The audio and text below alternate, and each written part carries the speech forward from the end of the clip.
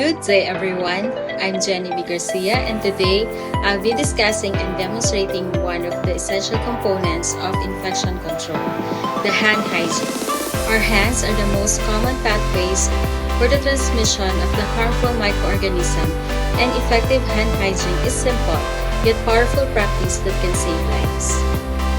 By the end of this presentation, participants will be able to recall the WHO Key 5 Moments for Hand Hygiene, describe the step for proper hand washing, discuss the importance of hand hygiene, execute the hand hygiene technique using the correct duration, and evaluate the effectiveness of hand hygiene practices in clinical scenarios.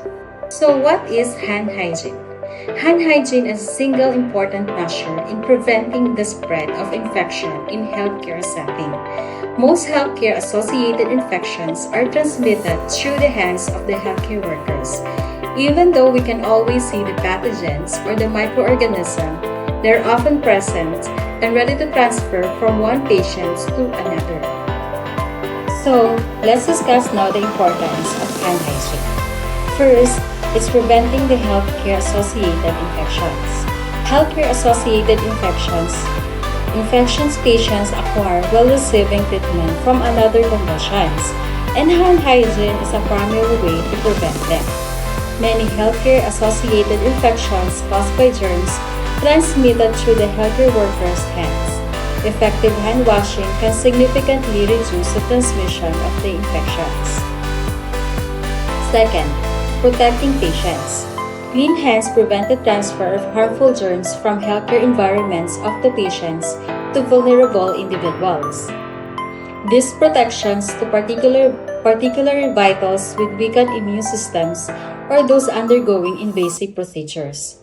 By reducing the risk of infections, hand hygiene contributes to better patient outcomes and shorter hospital stays. Third, protecting healthcare professionals. Hand washing protects health workers from contracting infections from patients. It also prevents the spread of antibiotic-resistant organisms from patient to patients. Maintaining clean hands reduces the risk of healthcare personnel and getting colonized of infected microorganisms carried by patients. Fourth is cost-effectiveness. Preventing infection through hand hygiene can lead to significant cost saving for healthcare facilities. Fewer infections means fewer hospital readmission, reduced treatment costs, lower overall healthcare expenses, and the last is promoting patient safety. Hand hygiene is considered as the single most important practice in reducing the transmissions of the healthcare setting. Our skin hosts two types of the microorganism. It's transient flora and the resident flora. Resident flora which live deep in our skin and harder to remove, while transient flora which are picked from the environment and are the major source of cross-infection. Transient flora are easily removed with proper hand hygiene, making consistent cleaning critical in every clinical encounter. Here is the WHO 5 key moments for hand hygiene. Before touching the patient, before clean or aseptic procedure, after body fluid exposure, after touching a patient, and after touching patient surrounding. Let's break down the rationale behind each 5 moments. First, touching a patient. This moment is crucial to protect the patient from harmful germs or pathogens that may be present on the healthcare worker's hands. Second is before a clean or aseptic procedure. This moment aims to prevent pathogens from entering patient's body during procedure that requires a sterile field like catheter insertion or wound care. Next is after body fluid exposure. This moment is vital for protecting the healthcare worker from potential infection from patient's bodily fluids. Also, it prevents the spread of the pathogens to other patients or the environment. Fourth is after touching patients. This moment is crucial for protecting the healthcare worker from pathogens. This might be present on patient's skins or clothings, thereby preventing cross-contaminations. And the last is after touching patients. surroundings. This moment focuses on preventing the spread of the pathogens that may be present on the surfaces and objects in the patient's immediate surroundings. By practicing hand hygiene at this specific moment, healthcare professional can significantly reduce the risk of healthcare-associated infections and improve patient safety. There are three types of hand hygiene: the hand washing, the use of alcohol-based gel, and the surgical hand scrub. Hand washing is required when the hands are visibly soiled or after caring for patients with spore-forming organisms like Clostridium difficile.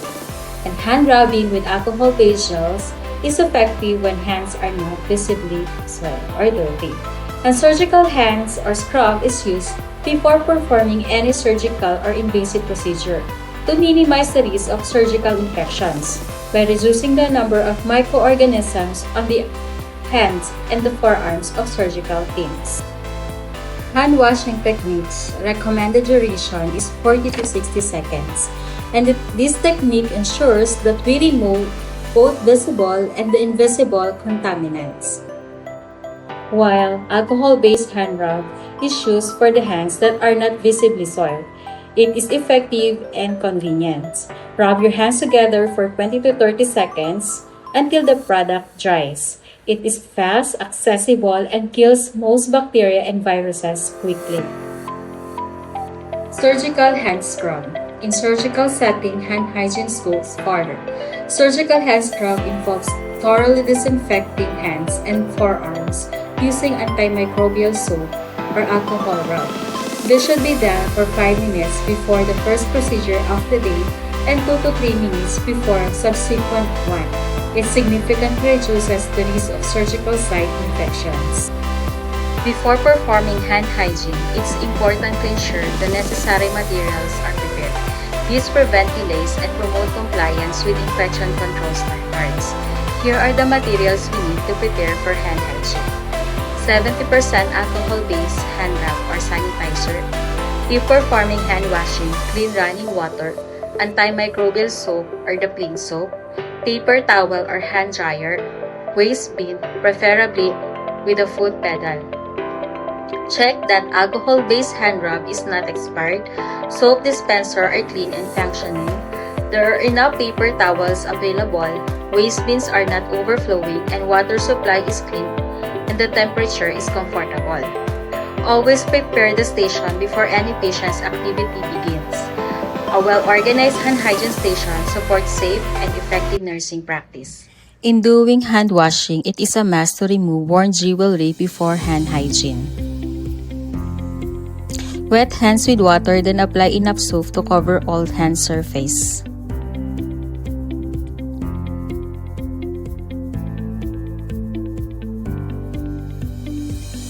And then rub hands palm to palm. Right palm over left dorsum with interlaced finger and vice versa. Palm to palm with finger interlace. And back of fingers to opposing palms with finger interlock and vice versa. Rotational rubbing of right thumb claps in left palm and vice versa.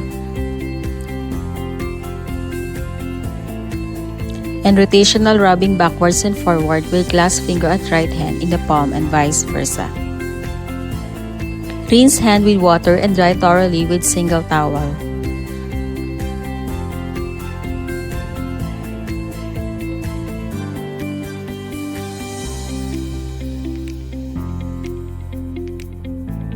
Remember to perform the step for 40 to 60 seconds. Steps in hand rubbing. First, apply a palm of the product in a cup hands, covering all surfaces. And then rub hands palm to palm.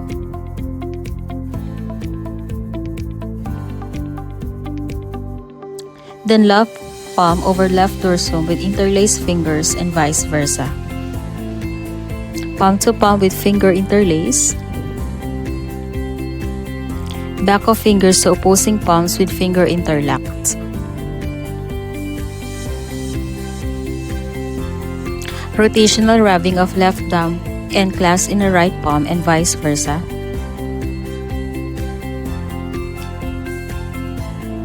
Rotational rubbing backwards and forwards with clasp finger on the right hand in left palm and vice versa. Remember to perform the steps for 20 to 30 seconds. Let's quickly recap what we covered today. Hand hygiene is one of the most effective ways to prevent the spread of infection. Importance of hand hygiene to patient and to the healthcare workers.